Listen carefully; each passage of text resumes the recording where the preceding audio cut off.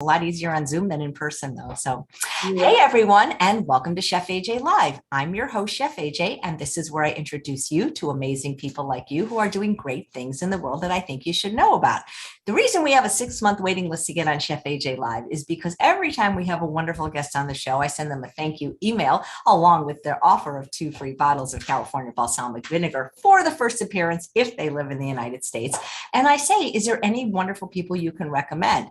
We've had doctors, I'm not kidding, recommend up to 40 people. But the Dr. Ron Weiss, who's been on a couple times, only recommended about 4. So we're going to get them all on, believe it or not. And today is somebody who works for him teaching mindfulness-based stress reduction. And her name is Asha Gala. And I met her before, but now I get to actually talk to her in depth. So please welcome her to the show. It's very nice to see you. Thank you for that warm welcome. Yeah. Well, Dr. Ron Weiss is one of the dearest people in the world and one of the greatest plant-based doctors. So it must be, I'm guessing, really fun or rewarding to work for him. Absolutely. And I think I would like to add the beauty of working for him, especially at Ethos, and this is where I am, is we have the farm. And where else would you want to be if you want to make help people in understanding the values of lifestyle change, and especially one of those pillars, making food choices at the farm. If you look out of the window, from our offices, that's what you see. You see the farms around here, and it's very motivating. So yeah, it is. It's beautiful out here. Yeah. That is so cool. Before you even tell me how you hooked up with Dr. Weiss and started getting interested in mindfulness, I'd like to hear your story about discovering the plant-based diet and when you decided to adopt it and why. All right. Thank you. I love telling my story because it's a great way of reflection and always helps me to be grounded how my journey led me to this place that I am. So I came to United States 1989, was pregnant. I had my baby, Kadisha, who you met. She was, initially the first month was okay, you get used to it. But after a few months, we realized that she had a lot of eczema, allergies, all of the crazy things. And my husband, he has PhD in pharmacy. So it's very interesting how we work. So as we were looking for answers for my daughter, we found out that she had a lot of food allergies, eczema, some asthma too. So it was that whole thing. And the only direction we kept going to prescriptions for all of those. And then my husband said, Asha, this is not sustainable for her. I know how these medications work. We definitely need more answers. And we went on a journey. We went from doctors to doctors. And I ended up meeting Dr. Joel Furman in 1995. That was the first time, I got introduced. And sure enough, he did give me a prescription pad, but on that prescription pad was written vegetables and fruits, dairy. And we by our religion and, by the culture that we follow and all, we are vegetarian, but dairy is a big part of, when I was growing up, and it was a big part of our meals. So that was a thing that we had to take away. A lot of processed foods and bring, and sure enough, we saw the changes that came in her, and that's it. It was hard though. I can definitely say not an easy task, but it was pretty, yeah. And that's where I landed into learning about plant-based from 1995. Well, I love it because, in a way that was a gift, because if your daughter hadn't had those allergies, you might not have discovered this way of living and being and eating and helping other people. Yes. Yeah. It's not the first time I've heard that too. I've heard of a few mothers, whereas a lot of people won't change for themselves, especially if they're breastfeeding. They're willing to do it for their kid. And then now you're all doing it. Yeah. I cannot, it is, that's why I'm always grateful for having that difficulty initially. But yeah, here I am. Yep. it's a blessing in disguise. So how did you hook up with Dr. Weiss? So now I started, my journey into learning about plant-based 1995. I, really am grateful for all the information that Dr. Furman has through his networking and his membership. I did his net course also. I, wanted to work as a coach, and I was doing a little bit, guiding people a little bit. And I think 2014, I attended a presentation by Dr. Weiss locally. I live locally to where Ethos Farm is. I went with a friend who is, a farmer too, Nora. She was the one I went with. And how you stand, last in the line trying to talk to the speaker. And I was one of those, waiting in the line to say hello to Dr. Weiss. And I said hello to him and I just introduced myself. I told him about, I'm very passionate about plant-based. He said, it would be nice to get to know each other. And that's how we started. Yeah. I remember the interviews I had with him was making a meal, giving him a grocery tour. I came on the phone. So as a coach, I think those were some important items he wanted to make sure that was what was available.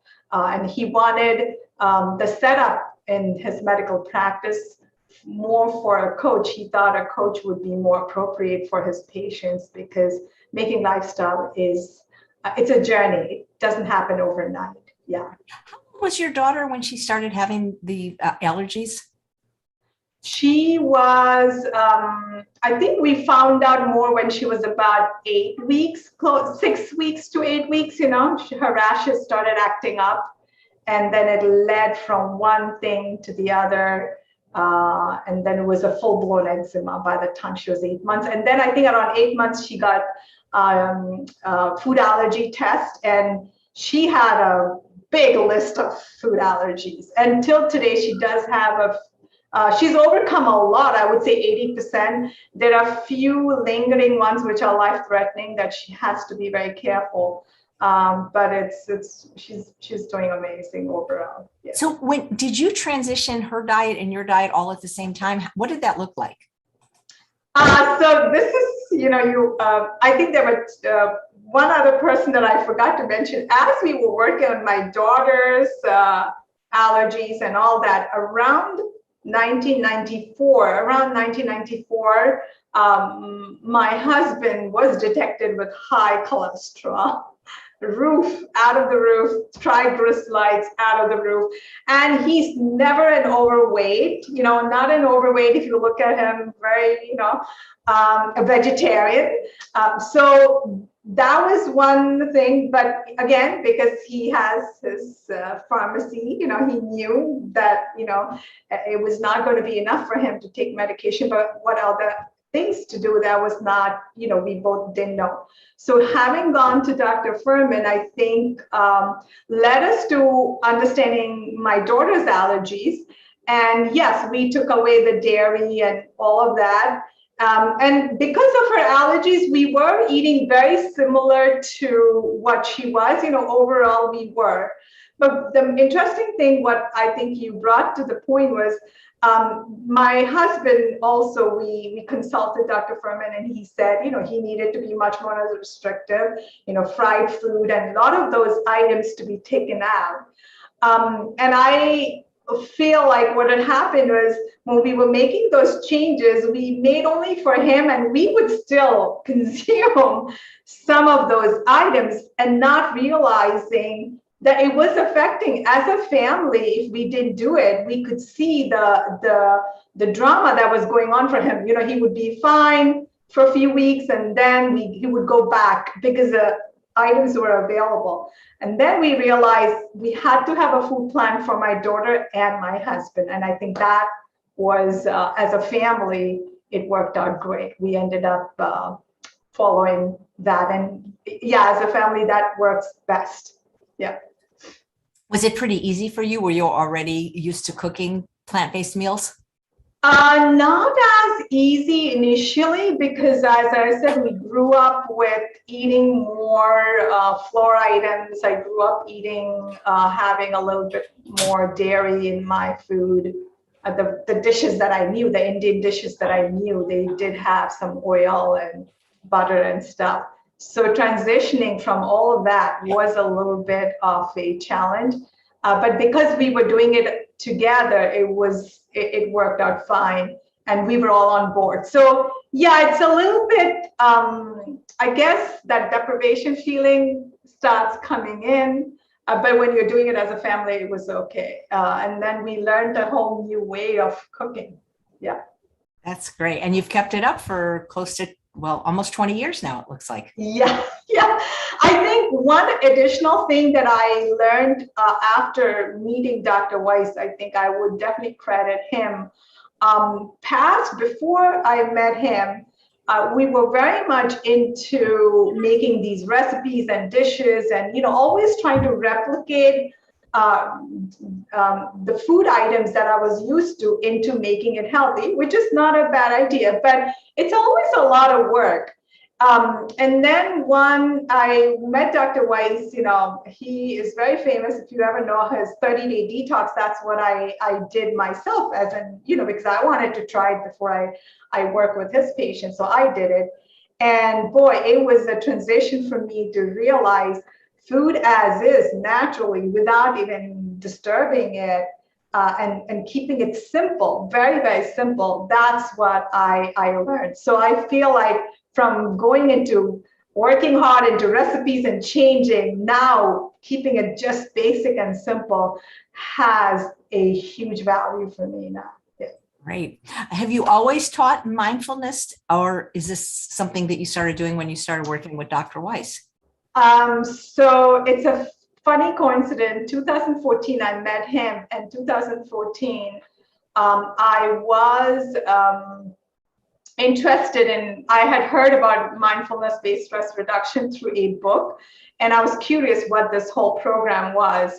And I signed up, locally, and I brought it to, in one of my discussion as we were working on finalizing, that I would work for him. I told him, hey, I'm taking this MBSR course over the summer.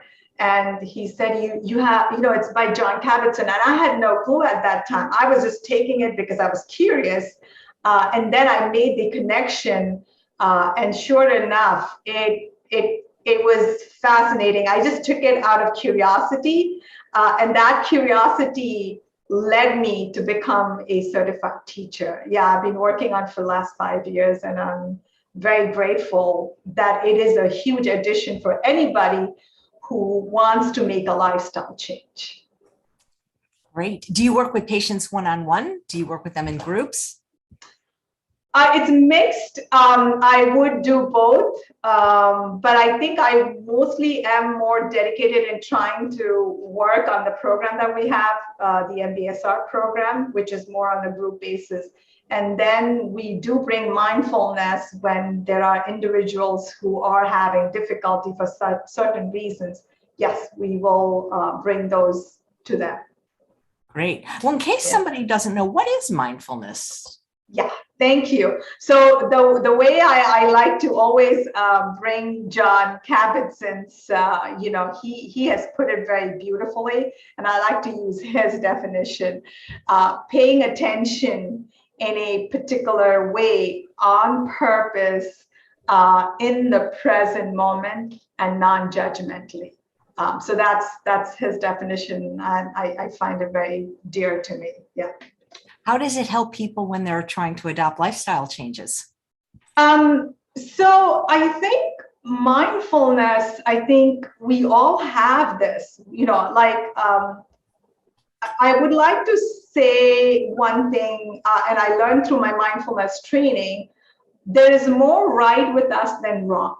and a lot of times we don't realize, we feel defeated, we feel like there's nowhere. But if we can feel like, no, there's more right with us than wrong, and with that mindset, if we work on exploring mindfulness, what it helps us to do is it helps us to reflect where we are. It helps us to figure out who we are, who am I, and that helps in many ways. Probably it's motivating. It can be a way to find out more about who this person is, the places we get stuck, the places that we may have areas that we could enhance. But it is being in that quiet place, that non-doing is very valuable. And it's fascinating how non-doing can be, because that's what mindfulness is. You really take some time, pay attention. There can be formal practices. Many of you have heard about meditation. That's what, we refer that. And then informal practices of mindfulness is trying to do an activity with the most attention that you can give, and bringing awareness as you get deviated, whether you're chopping vegetables, rinsing out dishes, any of that. Yeah. Can it help people if they're trying to lose weight or overcome addictions? Absolutely. Oh my gosh, there has been plenty. And I always refer whenever people ask this question is Dr. Judson Brewer's book, The Craving Mind. It is just phenomenal. It definitely touches how mindfulness is very much connected to that. Yes, if anybody who has difficulty, if they can focus through professional, through an MBSR course, or much rigorous way, yes, there are solutions. So, let's say somebody has a craving, how would they use mindfulness? Yeah, so it is paying attention. So this bowl of ice cream, right? Let's just take that as an example. And first of all, bringing mindfulness in a way of recognizing that, yes, that is your difficulty. If you are not recognizing that that is your addiction, that bowl of ice cream is my addiction. So I think once you recognize, you're aware that it is an addiction. Now, the fact is that you're not able to push it away because you're constantly tempted, right? That is the difficult part.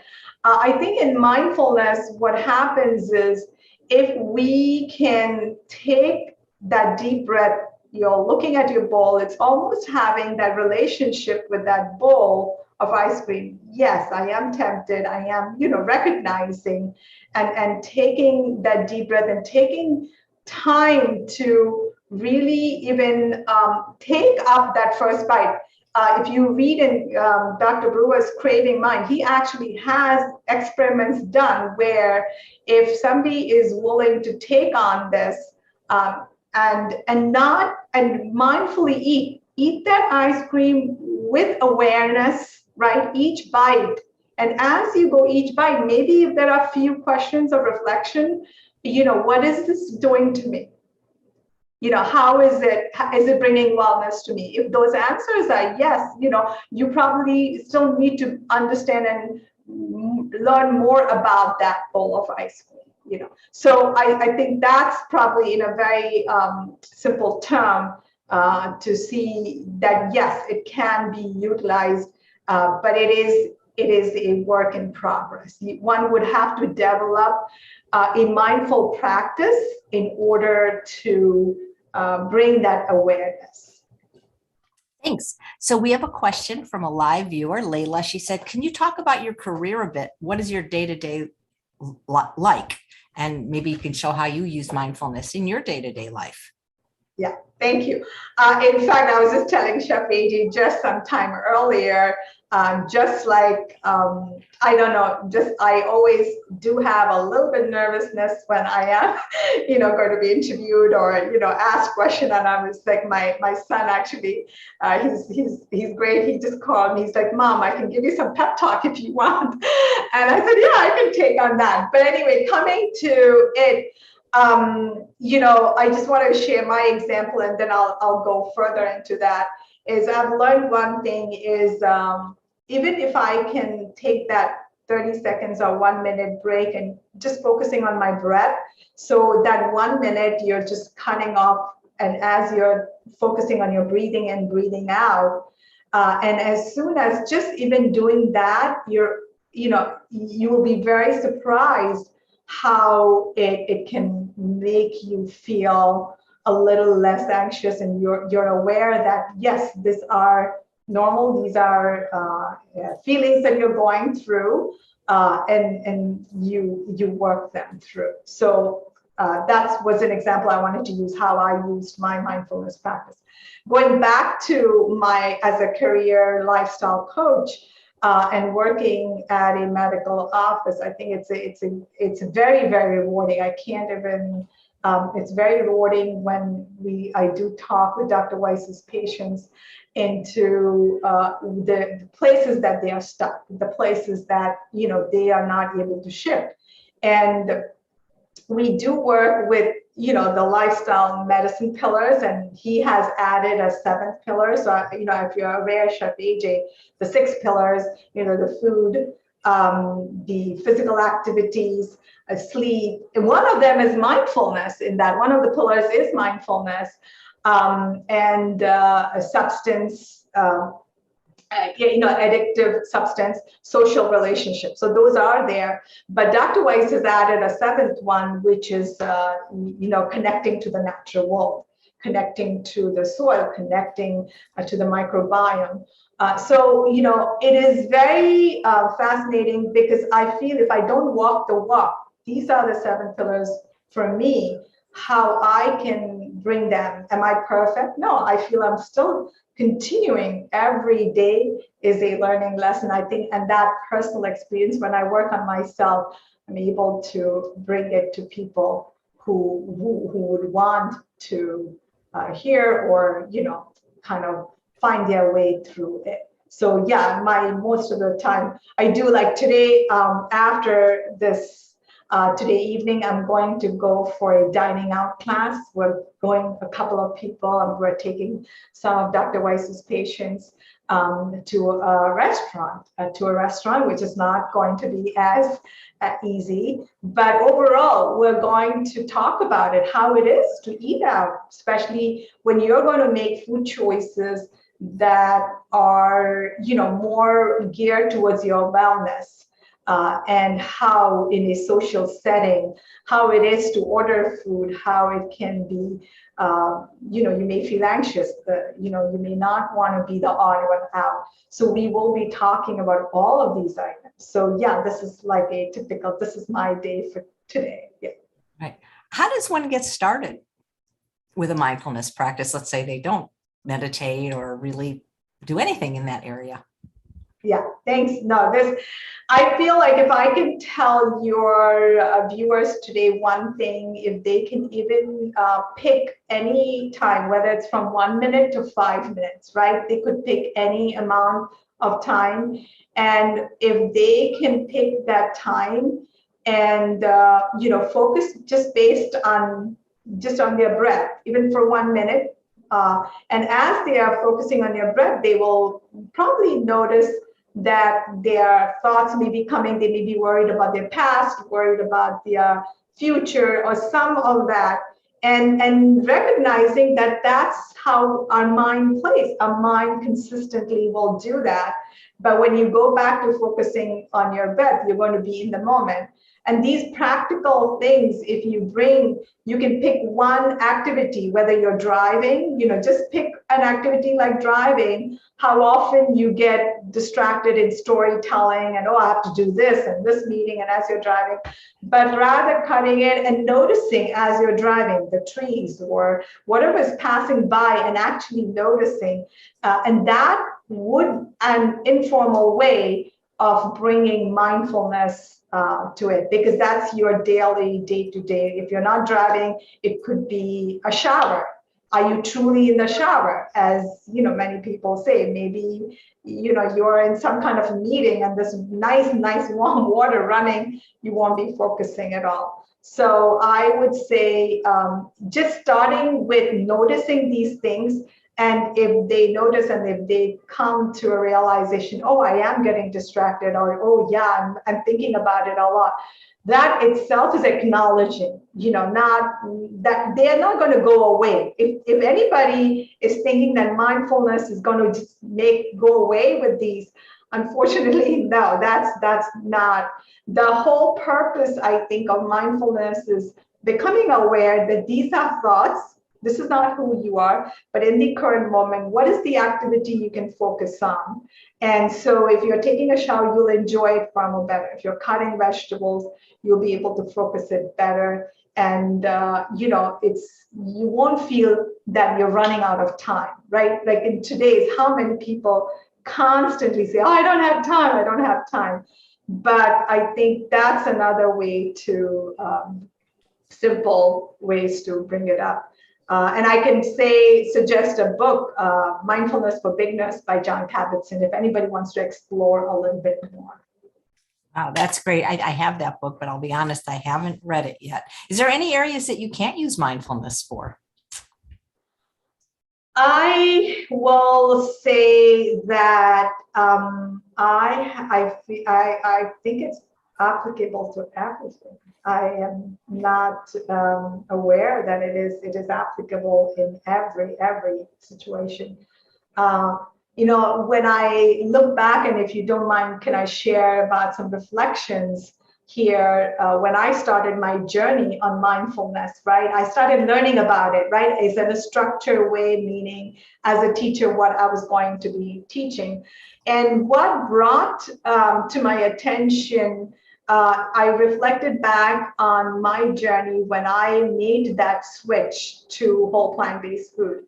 And I think some of the mindfulness was there. Like if I, mindfulness of becoming aware, that there are consequences for my daughter being on medication, So, bringing and taking that ownership that there is a way that I would need to educate. My husband, having done PhD, he always wants solid evidence or this research or that research. And consistently, he was the one, I would say, who pushed me harder to build the education that led me to know that, yes, plant-based, there is a solid evidence. Maybe he did not study it, but then because he was asking me, Asha, is there any evidence? Is there this? So I think that pushed me into. So again, that awareness, right? Instead of being frustrated and giving up, that awareness, okay, let me look, there may be. And sure enough, I found books like, that John Robbins had written or T. Colin Campbell had written. And like when you look for one, you find a lot of them. It's like the information was all connected. Dr. McDougall's podcast and, his lectures and Veg Fest. And I don't know, my journey, as I said, started in 1995. So yes, it was lonely when I started my journey. Now I think it's just unbelievable. It's an explosion to lifestyle change. Yeah. Nice. Tammy says, does Dr. Weiss have a primary care office in a place a person could stay for a couple of days, and does he accept insurance? Unfortunately, we don't have a resident here. I wish it's such a beautiful place. But there's nice B&B nearby, so people are always welcome to come stay there. It's very next door to our property, and unfortunately, no, we have an out-of-network. Yes, yeah. So payment is accepted at time of service, and I think we give our super bill, which they have to check with our insurance company. The out-of-network is covered. Right. How does mindfulness help people with chronic medical conditions? So I wish, if we could ask the listeners, if the way I always begin when somebody's very new, right? They just came into our office. This is like, and they have been diagnosed with, issues. And of course, Dr. Weiss is going to tell them that, this is all you have to go through. I always first check with them, does wellness truly mean to them, right? If we can begin answering from that question, what does wellness mean to you? And kind of describe it in a way where what is it that you would like to do in a year or 2 year or 3 year? An example would be, I want to run a race, or somebody may say, I want to be, traveling somewhere, or I want to get on medication. It could be any of those. So I think, how does mindfulness come into the picture when all of these, is it education is not enough, is enough? I mean, education is a part of it, but where mindfulness will help is they will be able to kind of take an ownership, right? They're going to be willing through that, recognize that the health is in their hands. It's not, it's not something that they have not, that it's not in their hands. It's, it is, there is a way out. And there are diseases that are very difficult. They could be at the stage where, the reversing is very difficult, especially when we come across some of the cancer patients where it's already on a big, mindfulness will help those people too. So I like to say mindfulness helps people. How does it help? It helps them to bring awareness, bring up the inner wisdom that they already have. There's the inner wisdom that we all have, understanding that there's more right with them than wrong. So there are things within them that they would be able to take action for the health issues that they have. And for somebody who may feel, oh, that's the end of, now there's really nothing much and my disease has progressed way too much. How is mindfulness going to work for me now? It's very similar way, because now I like to, the foundation of mindfulness, if you don't mind, I would like to just share that, based on what John Kabat-Zinn has, put it together again. So there are 9 elements that he talks about: non-judging, being patient, non-striving, acceptance, letting go, gratitude, then generosity. So I think and beginner's mind, I forgot that, and trust. Yeah, those are the 9 I think I gave you. So if we took these 9 and you connect it to any, suppose, health issue that you may have, you just pick an example, whatever example you want to give me, Chef AJ, and I can probably walk you through these, because we could apply these 9 foundations to find your way out in dealing with it. Are there certain things that the patients come to you the most for? Maybe you could use like one of their cases as an example. Okay, sure. So there are a lot of people that probably we could take a case of diabetes. Diabetes and hypertension, they are like explosion. And so if somebody who came with that diabetes, if we did, one thing is, when we use with this foundation's 9 patients, right, they would have to have patience, because they will not be able to change overnight the taste buds that they have got used to. So they would have to, have that patience, and that's what they will be building up. And then with the beginner's mind, making food choices. Now, the foods that they were used to eating that they thought were very healthy. And I think that the reason their desire, for me, the first step when somebody comes to Ethos, we already know that they know that we are a lifestyle, practice, and that they are coming because they want to get off medication. So they are coming with that beginner's mind that, yeah, they want to come off that. So they're using that word, strengthening all of that, non-judging and trusting. I think trusting the process, because when a lot of times when patients, when they get on Dr. Weiss's 30-day detox, we are taking off medications probably in 2 days. So they're eating these raw vegetables and they're really surprised. I don't have to take my diabetes pills or injections, and we have to reduce them, whatever that may be. And it is fascinating that encouraging them to trust the process. There's a lot of nervousness that they have. So encouraging them to trust that process, letting go of,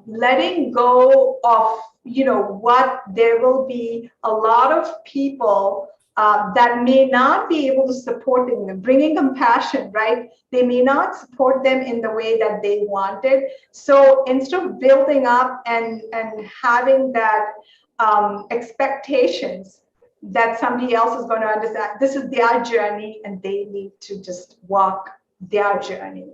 And just being gratitude. So I think when people apply these pillars as they are making these changes, of course, as I said, there are all of these other things, but it makes it less anxious. There is, there is much more kind of motivation as they're going along, and the results are seen. Nice. Jessie has a question. What's the difference between mindfulness and meditation? Okay, great. Thank you for that. So mindfulness is the way, as John Kabat-Zinn, it is about how we want to be living our life. Meditation is a way to get to mindfulness. Did I say it? It's a way to get to mindfulness. So that's the big difference. Yeah. I once heard that yoga, the original intent of yoga was to get people in a place so that they could meditate.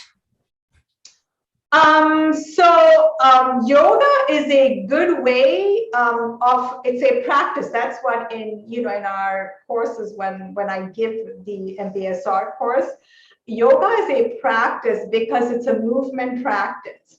And the way it is done, it brings us more awareness to the sensations within our body that we are going through. And that does increase the awareness, and that builds mindfulness. So I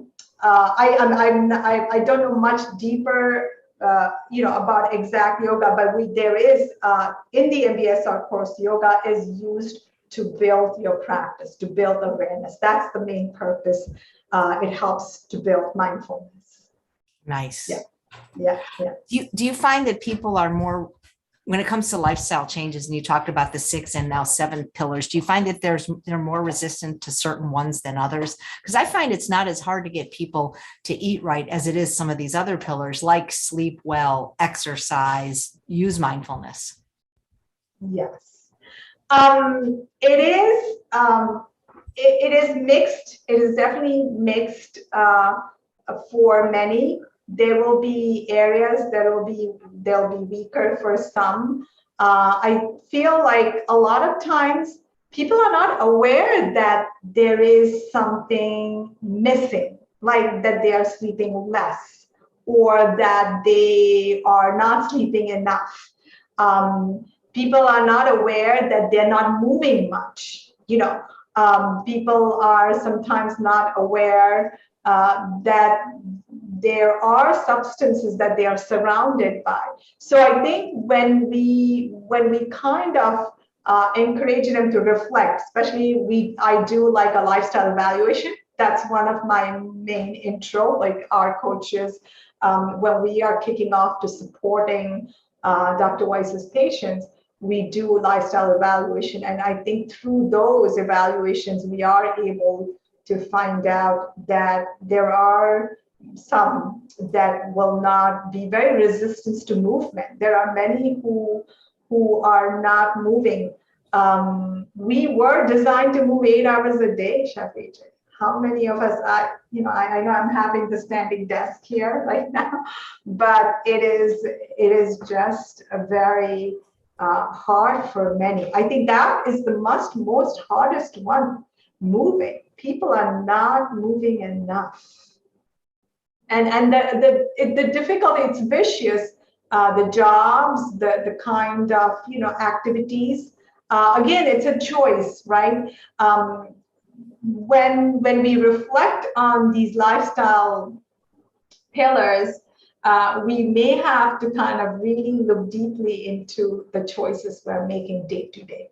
And are we willing to really recognize and take ownership and take action for it? And think all of that will, once somebody goes through that whole process, there is motivation that they may be able to take. And that's where I think Atomic Habits, I don't know whether you've heard about that book. I think we do give sometimes many of our patients that book to read, baby little steps. So that's, again, I feel another way, mindfulness is a part of that, because it's that non-doing for that period of time and regenerating when you do the non-doing, and then once you regenerate, you are able to then take action, what is needed, because there's more to do at that point. What kind of successes have you seen in your patients that have adopted a mindfulness practice? They are able to sustain. They're able to sustain the lifestyle changes that they have made.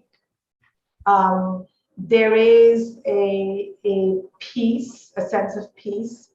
So it's ways. What they do is initially they overcome diseases, right? When they start, because that's when they work. So the diabetes or hypertension or reversing heart disease, whether it's autoimmune, so all of that. And now they have to sustain this lifestyle because they've reversed it for that period of time. Now, keeping it for the rest of your life, how are you going to do that? I think that's when they are finding what is it that they need to take ownership of. How are they going to? And the expectation, we encourage them that they can take the changes of the steps as they are willing to. It's better that they make their drawing their lines, their goals, like this is all I can do, this is all I can do. And we do see that they're able to sustain longer. I think that's the big key, because people will do it, then in a year, I forgot, get back, that whole yo-yoing thing. But keeping at it and sticking it to the rest of your life, I think that's a key place. We feel mindfulness is one of the big ways that we are able to encourage them. Well, sticking to it is the most important part, because anybody can make temporary changes. So if mindfulness will help people stick to it, then I'm thinking it's very useful. Have they ever studied that, like giving two groups of people, like maybe the diet and exercise, and then adding mindfulness to the other group to see who? So I know that there have been many studies, because I think this was done by John Kabat-Zinn in UMass 20 plus years ago. I think they did bring, and what they were able to see that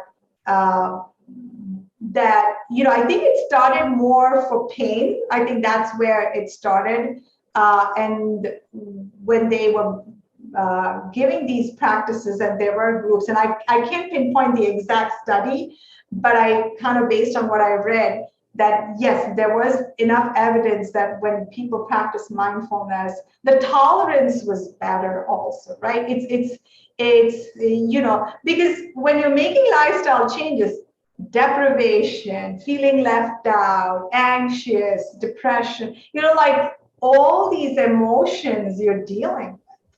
And now when you bring the mindfulness practice, all of these are tackled, because you're understanding,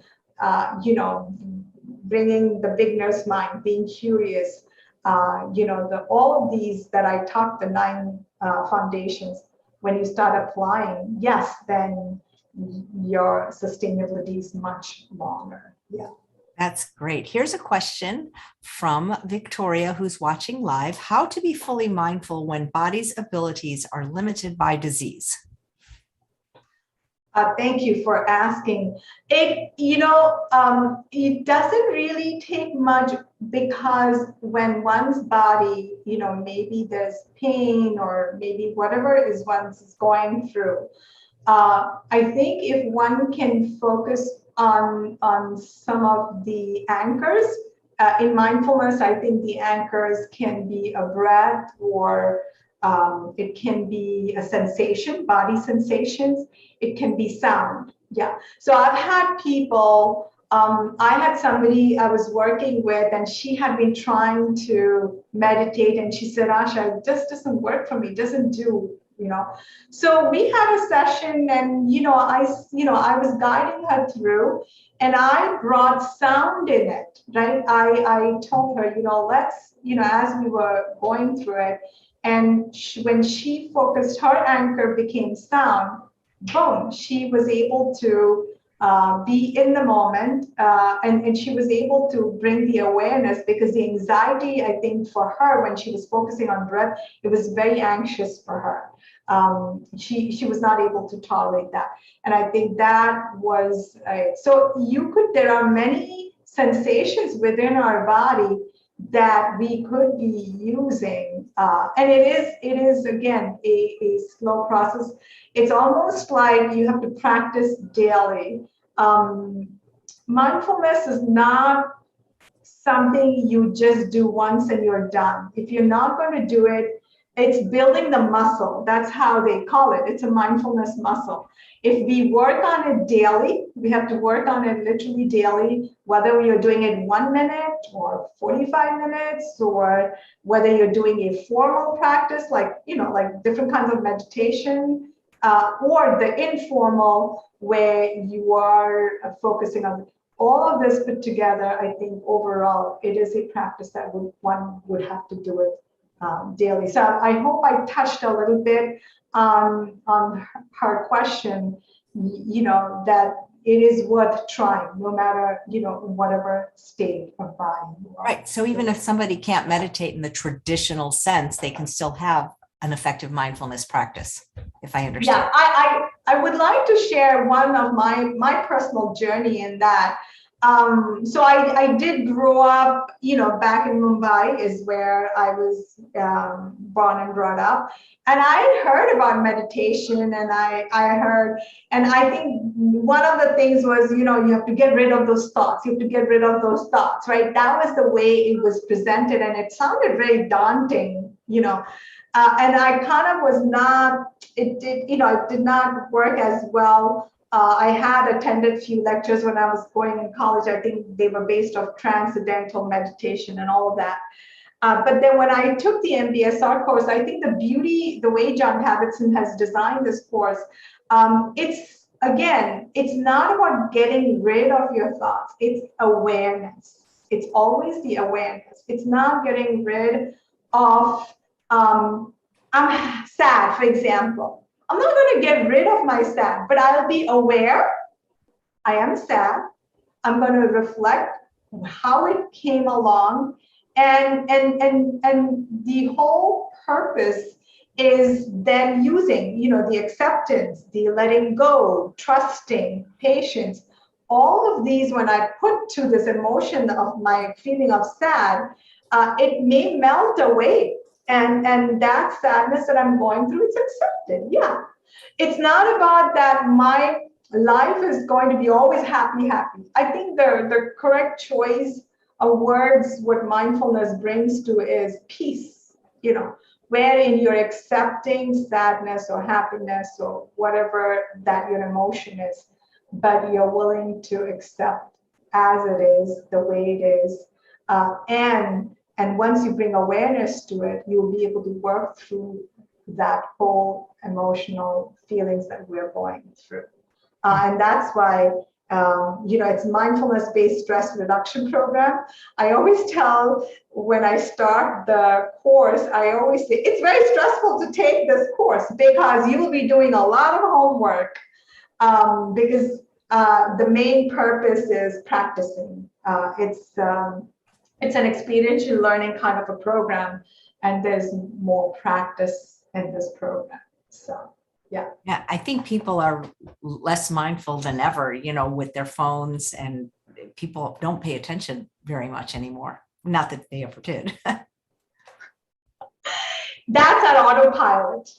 That's an autopilot reaction. And I think what mindfulness will do to us, it helps us to recognize we are on autopilot, whether we're responding. I think mindfulness helps us to get that autopilot and move it to responding. The autopilot reactions are helpful in an emergency situation. Like if a car is coming to me, my autopilot reaction is run away from there, right? And so that is a reaction. But the difficulty in today's world is we are on autopilot every minute of our life. And I think that's causing more stress. I mean, look at us. I know we went through a huge, the whole world went through what happened to, what COVID brought to us, the whole world, right? But what I feel like the more we bring mindfulness in tackling these kind of situations, the inner wisdom for people will help them to deal with it. So they will be able to take ownership of their peace of mind rather than saying it's because of that one or it's because of that one, because now they're responding. They're not on autopilot. So, yesterday was our 7th week for my course. And we just did that. We all are with the phones. We are on autopilot. And we may have to bring some form of, doing that non-doing, turning those off if we can for some time. But that's when, even if we needed to be on the phone, but if we had practiced enough mindfulness practice, we would be able to not react, but rather respond and go to our phones when we really have to, because that's what we would be, we would know how to do it. We all know it. All of us know it. As I said, there's so much more right in all of us. It's just finding out that inner wisdom that each one of us have. And I encourage all the listeners, to explore this if this is the first time they are hearing about, all the values of mindfulness. Yeah. Just curious if you're allowed to say, does Dr. Ron Weiss have a mindfulness practice? Or is it just being in the garden is enough? Yeah, see, so his whole, I think there is a part of it, right? When he's gardening or when he's planting, when he's digging, he is at heart a farmer. If you ever ask him, he just loves that. But he is very lucky that he has beautiful 2 amazing skills. He can take care of people and he can take care of this Mother Earth, is how I always look at him in that way.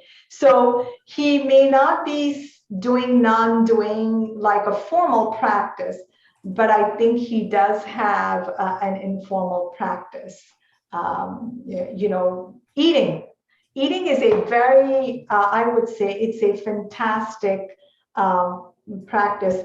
That's another thing, if I can encourage people, even if you can do one meal, 5 minutes, just put a timer for 5 minutes. If you're sitting, suppose if people are going to be having dinner, or I don't know what time it is, they'll be having lunch probably if you're in the West Coast. And if you can just sit down, put a timer for 5 minutes and mindfully eat. And you will see, as you're trying to eat, there's so many thoughts will be coming through. But if you continuously keep focusing on eating mindfully, and you will notice and asking these questions, where did this food come from? I think that itself will reflect, and it'll make you think, oh, where did this food come from? That curiosity and that beginner's mind. And then once you get to that, the next thing is, where was it packaged or grown or whatever, So I think even just answering these 2 questions the mindful eating will be a great form of practice for anybody who just wants to learn a little bit, just the starting. Yeah. Great, thanks. Well, here's one final question, because everybody wants to know this of just about every guest. What does a day of eating and exercising and now mindfulness look like for Asha? Okay.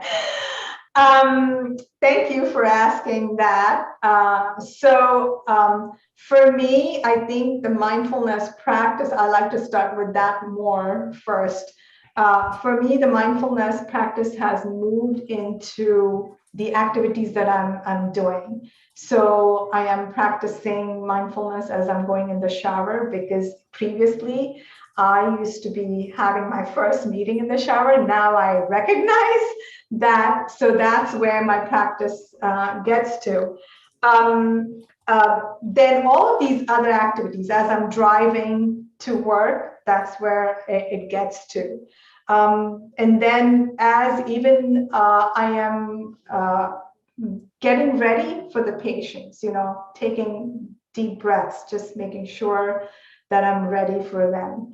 So that's the mindfulness practice that I do, and this is all informal. And then the formal, there may be days I only get 5 minutes to sit on the pillow, and there may be days where I can get 45 minutes to sit. So it varies. And there are days I don't even get to sit down, but I'm very content that I brought these activities that I'm trying to apply. Then coming to the food and the exercise. So the food is, I am very blessed to have an amazing husband who makes whole plant-based food. Breakfast is usually our oatmeal with berries and flaxseed. That's usually what I have. And then lunch will be a huge salad. At least I like to take 4 ounces of leafy greens minimum, if I can. And we are lucky. My husband grows a lot of vegetables, and then we do get some from Ethos too. So of course we're sad now. It's the farm is sleeping, and so now we'll be relying on the grocery store. And then a dinner could be like a whole grain, cooked millet or quinoa, and some, Indian-based vegetables or dal. So that's probably, I love some of the Indian flavors. It's fascinating how the spices and, I've learned through the values about using more spices that I had not understood, previously. Exercise is a little bit of my, I'm strengthening that. That's a, area that I'm strengthening right now. I do like to bring in some of the yoga movements that I have learned. I do like to bring that into the daily. I may do, we do have a treadmill. I may do a little bit of that. I love dancing. So I would do that. And then whenever I am with my grandchildren, I'll take extra advantage because I think they are a great source of using all your physical activity. So I'm always, running, jumping, everything possible. And she loves dancing. My granddaughter loves dancing, so I love dancing with her. So we have like a dance party. So those are 3 ways that, a day and Asha Gala's life. Yeah. That's great. Well, you seem like a very grounded and happy person. I feel like I'm learning to work. I do have some bad days too. I would like to be honest. Do I get irritated? Of course. Do I get angry? Of course. But I want to bring this. When I started learning about mindfulness, one of the beautiful things that that benefited me, I was able to recognize this anger that I was going through. I was able to recognize this difficulty that I'm going through, in conversing. So I think as soon as I'm recognizing I'm able to work my emotion, they're my ownership, that's my, and I think that has helped me to overall be able to work it through and not let that bring me down in any which way. It is going to affect me. I'm going to accept that, but yes, yeah, that is. Yep, that is the way it is. So yeah, you can ask my children and my husband probably, they probably may be facing the most brunt of it, but they do see, yes, if you ask my son and my family, they do see the transition from when I started learning MBSR and started learning my practices. They see, wow, mom, you're able to, I'm able to formulate my difficulties and present it and make it as less emotional, but rather present, this is my difficulty I'm having with you. So I'm giving an opportunity to work it out, not have a blaming game. I think initially, normally you have like, you did this, kind of, but now recognizing that, it's not going to help anybody. It just makes the relationship more difficult. Nice. Well, that's so nice that you have a husband that makes your meals. Yes. Yeah. I think we started this probably when I was giving the health and wellness coaching exam. I was working and plus I had to study. So I kind of got very nervous and I sat down with him and I said, I don't know how I'm going to do this, with the responsibilities I have at work. And so he said, listen, just do. And how about that? I'll take on the cooking. And I think it kind of worked. And right now it is working out so I can help him. But yes, right, I'm very blessed. Yeah. And I think that's what, as a family, I think all of this made it possible for us to work it through. Does he use an Instant Pot? Yes, I think that's it is one gadget. At Ethos, if you would say, people say Asha and her gadgets. I love exploring gadgets. And I think Instapot is a great gadget. I think every kitchen should have an Instapot. Well, I agree. And they don't give us anything, so we can say it quite honestly. Well, thank you so much. It was a pleasure getting to know you a little bit better. And thank you for the work you do. And Dr. Weiss. Oh, you know what I wanted to ask is, do you only work with Dr. Weiss's patients in person, or do you have any kind of virtual coaching if anybody sees this and would like to work with you? No, unfortunately, I've chosen just to work with Dr. Weiss because my experience has been in past that when you don't work with a physician, it's very hard. So I've kind of have chosen that path. I only work for him. Yeah. Great. Well, thank you so much. Just so you know, there have been a couple of compliments on your beautiful hair, just so you know. Oh, yeah. That again, accepting. That was another, some other time I can tell you that when I chose to not use henna anymore. I remember at around 38, I think I was 38. That's when I think I started using henna. And then, and I thought, oh, it's all natural and whatever, yeah. And then I think by 48, I just looked in the mirror and I'm like, Asha, what are you up to? It's okay.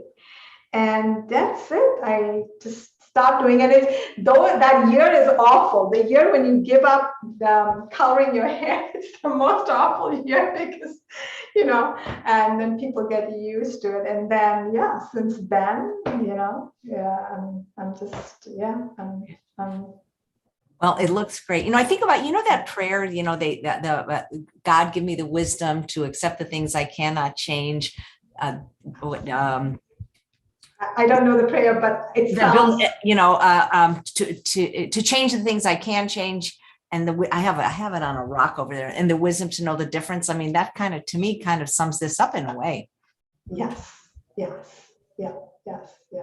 Yeah. Well, great. Well, thank you so much for your work and for being a beacon and for helping people. And of course, we always love Dr. Weiss and always happy to have anybody from Ethos on the show. Oh, our pleasure. Thank you so much for giving this opportunity. Namaste. Yes. Thank you so much, Asha. And thanks all of you for watching another episode of Chef AJ Live. Please come back tomorrow when my guest is Christy Davis. She has lost over 115 pounds on a plant-based diet and will be showing some of her favorite recipes.